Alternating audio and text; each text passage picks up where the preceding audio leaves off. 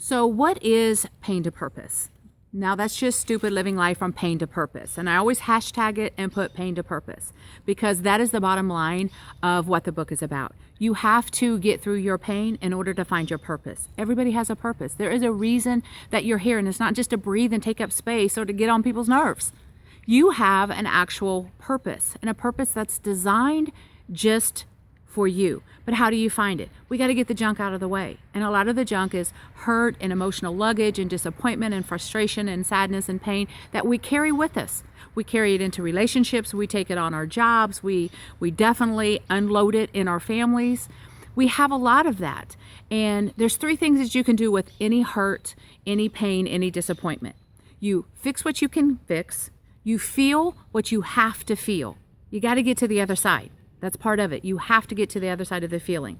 And then you forget the rest. If it's not serving a purpose, you let it go.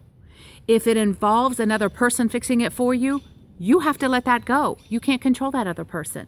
And when you get your emotional garbage out of the way, your purpose is sitting right there. Now, what happens is when people say, I've done all that, I've healed, I feel cleansed, I feel like I got a new start. Okay, how do I find my purpose? What is it that you want to do? What sets your soul on fire? What would you get up every single day and do whether you got paid or not? What brings your insides to life? And that is your purpose. If you had all the money in the world, if you had all the support in the world, if you had the best family, the best pedigree, the best everything you can imagine, everything was in its place. So basically we can get rid of all your excuses.